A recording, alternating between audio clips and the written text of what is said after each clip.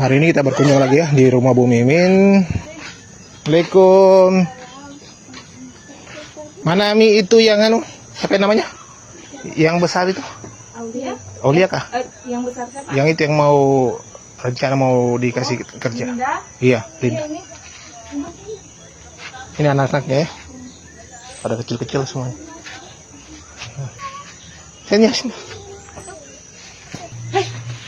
Ada lagi. Ini yang kecil, masih ada lagi yang kecilnya kayaknya. Masih ada lagi.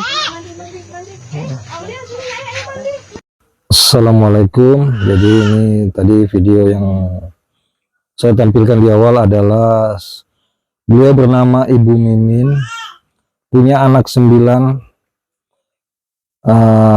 masih ada suaminya. Keluarga ini menumpang tinggal, katanya menumpang tinggal, istilahnya pinjam tanah terus dibikinkan bangunan rumah. Menurut keterangan di Facebook itu ukurannya 3x6, anaknya 9, terus 3 anaknya itu masih tergolong balita dan bayi.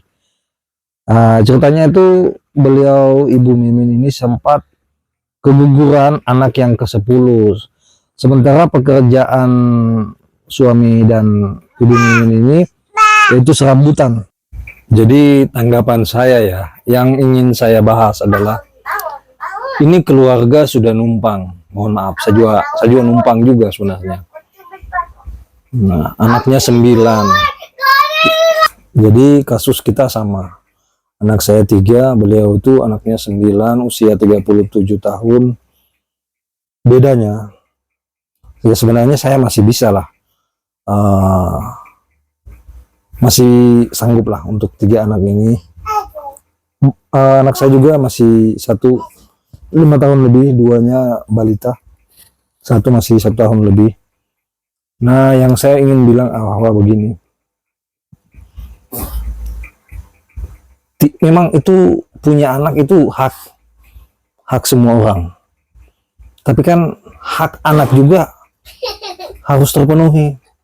Selain dia bisa makan minum, dan dia punya tempat tinggal, ya kalau bagi saya untuk kategori ini, saya pun juga mungkin masih sama ya, walaupun saya bisa ngekos, ada sih tanah, tapi mungkin belum ada kemampuan biaya. Tapi setidaknya untuk 3 anak saya ini saya masih alhamdulillah masih sanggup lah. Tapi belum tentu juga, masih rentan juga, ya, kalau saya sakit kan saya bukan pegawai, nggak gajian, jadi saya harus jalan setiap hari. Tapi jika dibandingkan Ibu Mimin dengan saya, itu saya pikir mungkin ada gap sedikit, walaupun nggak jauh, sama-sama aja tuh Kang, kita numpang sama. Anaknya dia 9, bayangkan.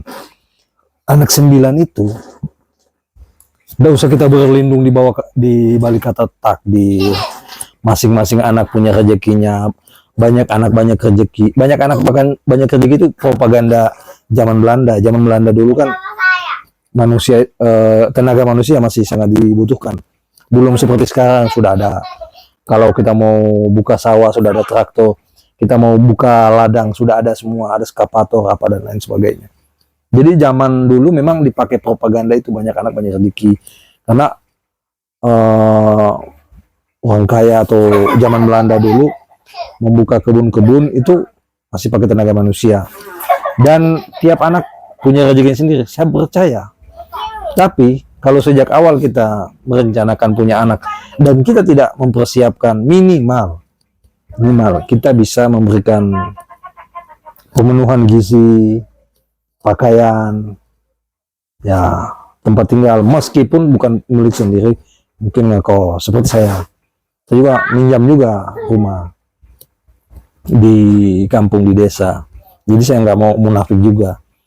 Tapi ya saya mau bilang bahwa kalau sudah 9 anak dan kita itu, saya tidak mengecilkan orang, siapa tahu rezekinya, tapi tidak.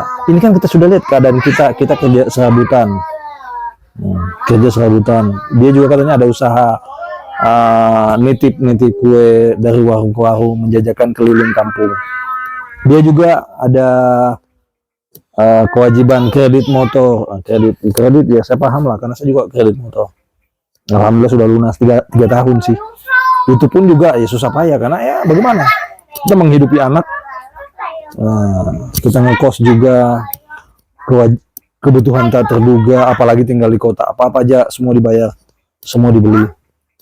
Kalau di kampung kan masih mungkin beberapa masih bisa kita usahakan, kayak istilahnya kita mau sayur-sayur kita bisa nanam, atau mungkin bisa pergi nyari-nyari kan. Kalau di kota ini serba beli. Jadi poin-poinnya video ini adalah, kalau kita tidak sepenuhnya sanggup untuk memberikan kebutuhan anak, ya saya pikir 2 anak cukup lah. Kalau ya 3 anak ya mesti harus lebih mapan lagi, istilahnya bukan mapan sih, cukup lah. Karena anak ini bukan saja mau dikasih makan. Ya kalau cuma kasih makan, yang mending saya pelihara sapi. Sapi kalau besar ya bisa dijual, atau pelihara ayam bisa bertelur dijual. Tapi kan anak ini titipan Tuhan. Anak ini mau diisi, dia punya otak, dikasih pendidikan dong. Hari ini SMA saja itu, kualitas SMA kita sudah lihat tuh, suka lihat video-video. Kecuali sekolah-sekolah tertentu ya, masih ada 3 kali 4 orang nggak tahu. Gimana tuh kalau anak nggak disekolahkan? Nah, angka kriminal makin tinggi. Apakah saya mengeneralisasi bahwa yang bikin kriminal itu orang tidak tamat sekolah? Enggak juga, karena banyak juga kriminal yang sebenarnya bukan dibilang kategori kriminal. Menurut saya biang, kayak koruptor itu kan biang tuh. Harusnya anggaran untuk kepentingan publik malah dikorupsi, akhirnya terjadi kesenjangan lapangan kerja menjadi, karena tidak terserap betul anggarannya. Jadi lapangan kerja mau bagaimana, uangnya sedikit yang beredar. Bagaimana mau menyerap tenaga kerja? Nah, itulah. Jadi sekarang kalau menurut saya, sekarang itu manusia minimal sarjana ya. Apalagi kalau untuk Indonesia, sarjana saja nggak cukup tuh. Jadi masih banyak yang pola pikirnya gampang terprovokasi, gampang kena tipu. Ya saya pun juga kena tipu kemarin aplikasi. Itu saja. Kita aja yang ngomong ini seolah-olah kayak kita ini orang punya wawasan tinggi, enggak juga. Masih juga kena tipu. Jadi artinya maksud saya, kalau kita nggak sanggup punya anak banyak, jangan cuma dipikirin dikasih makan, enggak cukup. Menurut saya nggak cukup. Anak itu bukan sapi, bukan ayam. Cukup dikasih makan, dikasih kandang, enggak. Mereka cari makan sendiri, makan rumput, enggak begitu. Dikasih penuh gizinya. Harus bergizi, bukan cukup makan saja. Kalau cukup makan saja ya mending pelihara sapi. Besarnya bisa dijual, kalau betina bisa dikawinkan, melahirkan lagi. Jadi begitu poinnya. Jadi kalau kita nggak sanggup membiayai, menafkahi, memberikan pendidikan, memberikan tempat tinggal, ya nggak harus mewah sih. Menurut saya sudah ya ngekos juga udah lumayan lah. Ada fasilitas, ada airnya, ada MCK-nya. Jadi saya pikir bikin anak banyak-banyak baru kita tidak sanggup, itu merupakan kejahatan ya. Karena akan bukan menurunkan kemiskinan, malah ya kita akan melahirkan kemiskinan baru. Bagaimana kita kasih pendidikan mereka? Kita lagi nyicil motor. Saya percaya masing-masing anak punya rezekinya. Tapi kalau dia terbentuk dari orang tua juga yang pola pikirnya tidak, mohon maaf ya, saya tidak mengecilkan orang. Karena orang tua juga, saya juga nggak tamat SD juga. Tapi mungkin saya, jadi saya pikir begitulah. Kalau kita nggak sanggup ya jangan menambah. Itu bukan kita pelihara anak sapi atau anak babi.